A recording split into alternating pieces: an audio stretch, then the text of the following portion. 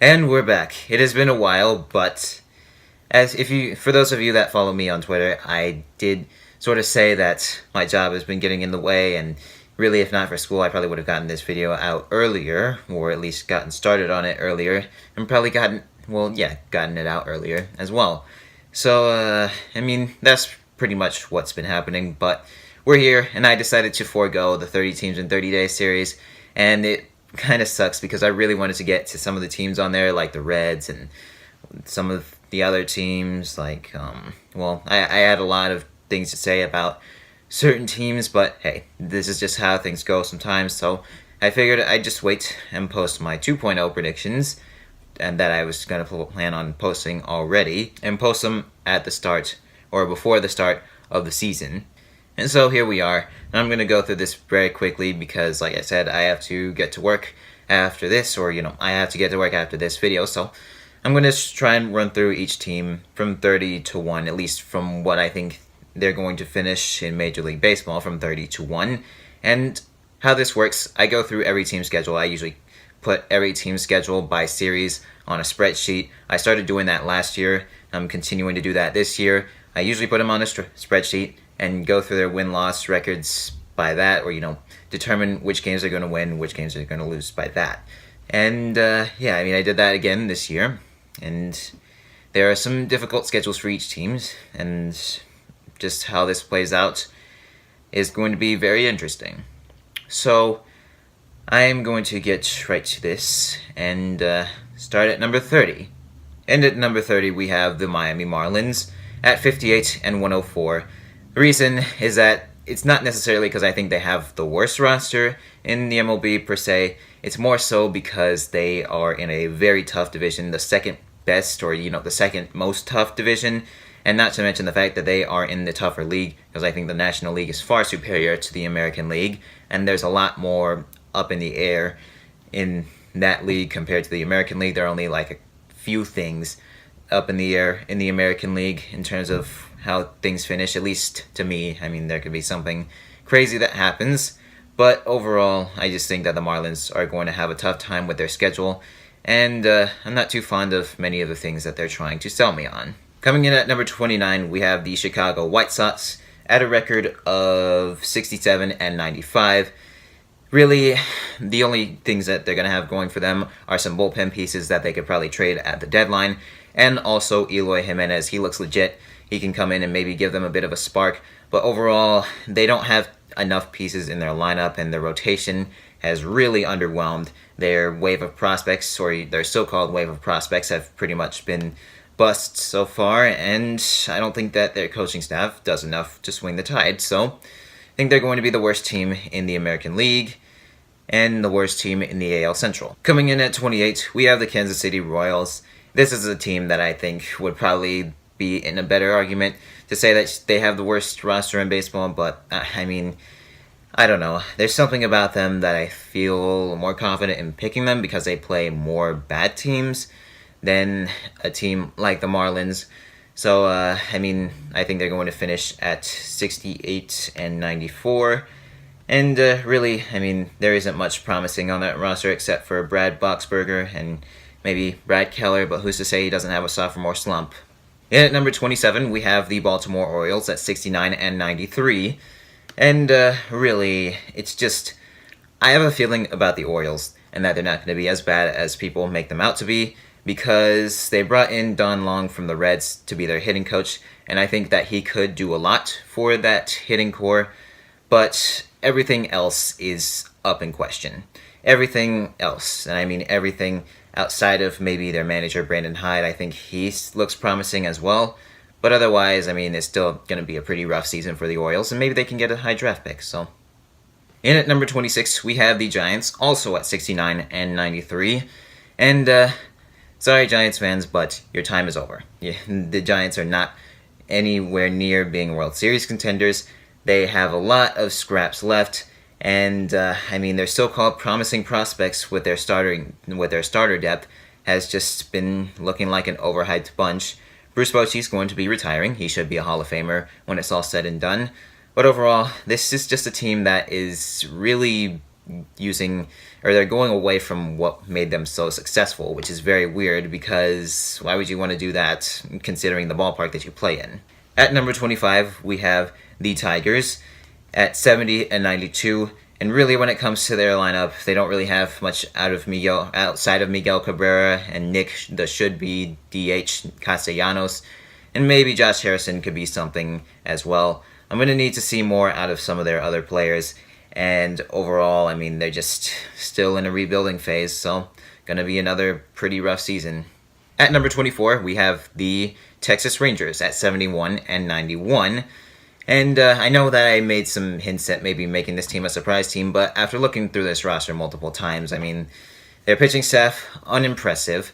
Their hitting core, I think, is going to be pretty productive and improved due to their new coaching staff, and I also like Chris Woodward. I think he has some good upside as a manager, but this roster still isn't doing anything, especially in their division, so why I'm holding them here. At number 23, at 72 and 90, we have the Padres. And I know they got Manny Machado, but this is just a move that's sort of for their future. Building around the future, now they have their nucleus of Machado, Tatis Jr., and Arias, I think. I can't remember right now, but the Padres pretty much have their future in set. And really, what is sort of holding them back is just the fact that their starting pitching just doesn't perform that well anymore. Even in the past, they usually would have some guys that weren't that good perform decently enough for them. So until they have some good starting pitching, I'm not going to predict them to do much of anything. At number 22, we have the Arizona Diamondbacks at 73 and 89. And I know they had a lot of roster turnover. I know what happened this past offseason, but they still have some interesting depth pieces. Hopefully Andy Young and Jazz Chisholm are the future for them, because it seems like they are, as well as Duplantier. He looks like he could be very good. But really, the only things that are holding them back are the two contracts, Greinke and Tomas. But I think that they still have some solid pieces to be okay and not too terrible. At number 21, we have the Seattle Mariners at 74 and 88. And so the Mariners, they lost a lot of pieces. They had a lot of roster turnover as well. But the issue that I have with them, or the thing that I think is sort of in their favor, is that they do have some interesting pieces in the rotation. They also have a few interesting pieces outside of Mitch Haniger. So I don't think they're going to be that bad, but I don't think they're going to be that good either. At number 20, we have the second incarnation of the 2017 Athletics. This team is going to have Vladimir Guerrero. They're going to have their young prospects come up and produce, but at the same time, they still have too much sketchiness when it comes to their bullpen, as well as their rotation. And, they have a bunch of depth pieces hitting-wise, but overall, I just don't think that this is going to be the year. So 76 and 86, though, I think that they can maybe be a breakout team for 2020. At number 19, we have the Milwaukee Brewers. But this team made it to the NLCS last year. How are they going to fall off from being division winners and an NLCS appearance and one win away from going to the World Series to a mid-tier team? Simple explanation. They lost the best pitching coach in baseball. I don't think that their pitching staff is going to have as good of production as they did last year. And they also rode a lot of momentum that's going to be hard to replicate once again. And I get it, Brewer fans. I get it. I truly do. And I would prefer to be wrong because I live in Milwaukee and they're pretty much my second team. And also Christian Yelich is my favorite player. But I just don't see this team replicating that kind of magic that they did. And I predicted them to make the playoffs last year. But I just don't see it happening with this roster. And with the coaching staff changes, it's going to be very tough. At number 18 and at 80 and 82, we have the Pittsburgh Pirates. And so this team is pretty interesting. If I was more sold on their player development, I'd be more sold on predicting them to maybe go to the playoffs, even in their division. But I am really skeptical about a lot of what they're trying to sell me on. And, it's the Pirates. It's hard to trust them just because of what they've done in the past. And I know they surprised a lot of people last year, including me. But it's just I'm really having a hard time trusting them. I need to see it. I need to see it. At number 17, we have that Scarlet Orange County team at 82 and 80. And, well, this is still a mediocre team, because really they're just banking on Matt Harvey turning back to form. Now, I do think that they do have some promising pieces in that coaching staff, but your lineup, you added Justin Bohr. Congratulations, you have 5 hitters now instead of just 4. And overall, this team is just very unimpressive. They don't have a lot of depth in a lot of areas, and I really I need to see it. Just like the Pirates, I need to see it before I trust them. And, last year it was the same deal. At number 16, we have the 2018 NL East title winners, the Atlanta Braves. And the simple reason is this. I have next to no faith in the team that is the second incarnation of the 2016 Astros. Because this team, I just don't think that they're going to have as much of an easy time in their division as they did last year. And at the same time, they got a pitching coach that is worse. So I think that their rotation is going to get worse. And as a whole, I just don't see much out of them, just 83 and 79. At number 15, we have the Chicago Cubs at 84 and 78. Simple explanation.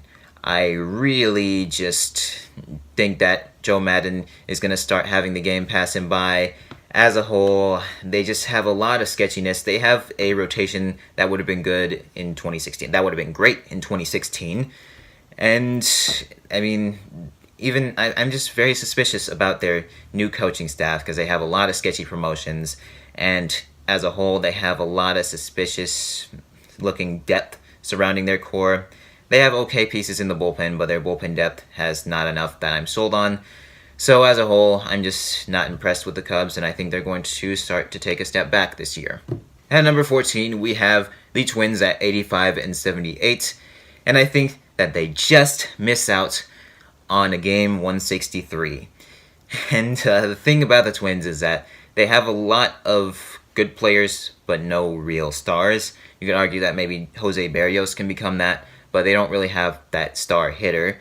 None of them have really panned out to be that for them. Though I think that they'll be good because they do face a cakewalk division and a cakewalk league compared to the National League. So I think they're going to just barely miss out. At number 13, we have the Cleveland Indians. And the simple thing with this team is that I really just am having a hard time getting behind their team right now, especially with the injuries that they have to Francisco Lindor and probably Jose Ramirez as well. And they also have a very sketchy outfield. They do have a promising prospect in Yu Chang. And they also have one of the best rotations in baseball. But their depth and their bullpen are both very suspicious. And it's too hard. I was very hesitant of picking them to win this division. The only reason why I did is because I trust any of their starters over the Twin starters in a game 163. At number 12, we have the Tampa Bay Rays, a team that I think just misses out on the second wild card at 86 and 76. So the thing with the Rays is that they are starting to embrace the situational hitting mentality. They are starting to embrace a winning formula of baseball, and I wouldn't be surprised to see them win that second wild card. But I just there's something about them that's really making me hard to trust them right now. And I'm going to have to maybe see it for a full season because they do have a questionable back end when it comes to their rotation. And their bullpen is a bit sketchy after Jose Alvarado. So, yeah. Show it to me, Rays. Show it to me. At number 11, we have the Washington Nationals at 87 and 76.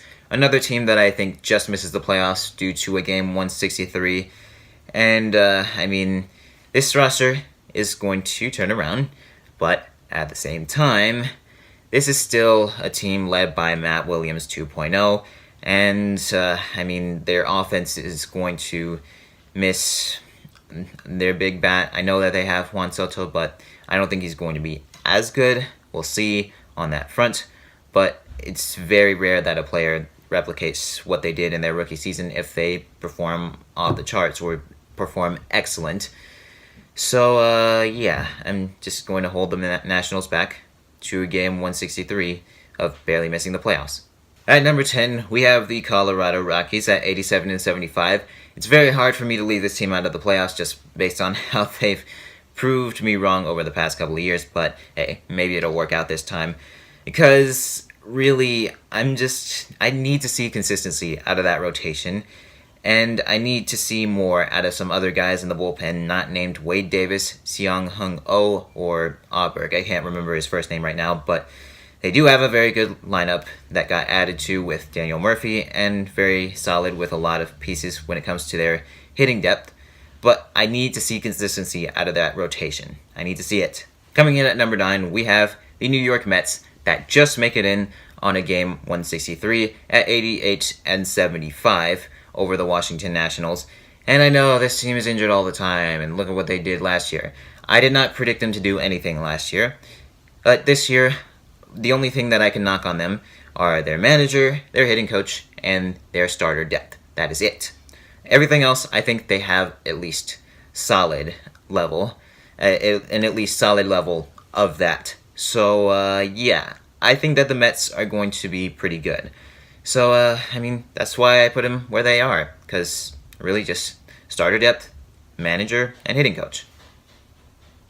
At number 8, we have, at 88-74, the Oakland Athletics, and I am going to tell you exactly what is going to happen with this team.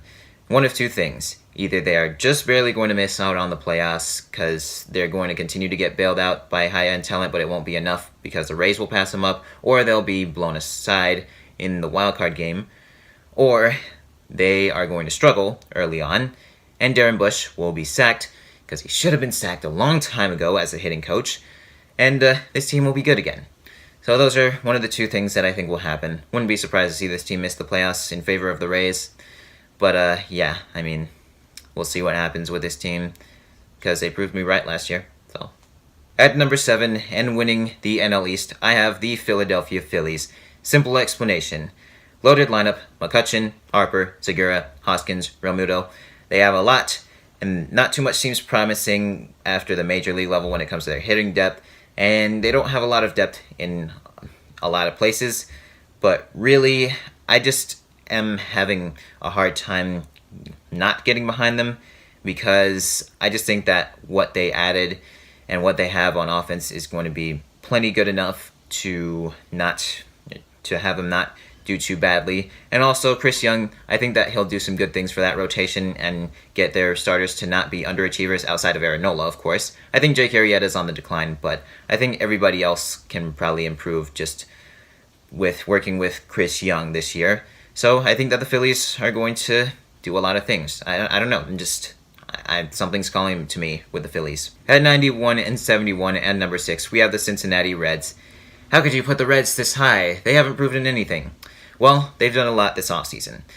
They have a brand new coaching staff, a really good one, because they have the best pitching coach in baseball, and they have a really good bullpen coach as well. And, if Derek Johnson can get Yolis Chassin, or a rotation with Yolis Chassin, Wade Miley, and like a bunch of other sketchy guys, Chase Anderson, to the NLCS, then he can get a rotation led by Luis Castillo, Sonny Gray, and Alex Wood, if he's healthy, to the playoffs.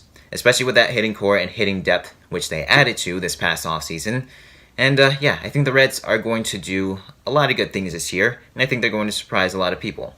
At number 5 and at 92-70, we have the defending World Series champion Boston Red Sox. So this team is one that is just, I'm having a hard time getting behind them. They have a winning formula when it comes to their hitting core, but I'm having a hard time getting behind their bullpen as a whole. They didn't do anything to replace Craig Kimbrell. I know that they still have Ryan Brazier, who could be very good, but I really need to see more out of their pitching depth. That's just really what it boils down to. But I still think that they'll be good enough to make the playoffs. At number 4, we have the St. Louis Cardinals at 92-70. And if this team doesn't make the playoffs this year, they need to make major changes. You added Paul Goldschmidt. Now you have a real manager. No excuses. You have to win the division now. You have to. I'm just saying, you have to at this point.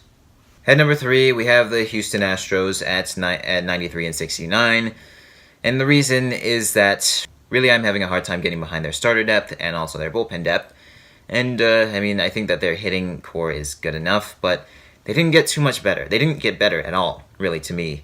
So I think they'll still win the division because I still think that they're the best team in that division. But I really just am having a hard time getting completely behind them. And at number 2, we have the New York Yankees at 95 and 67. No excuses. You have what you need now. You have starter depth. You have starting pitching in its entirety.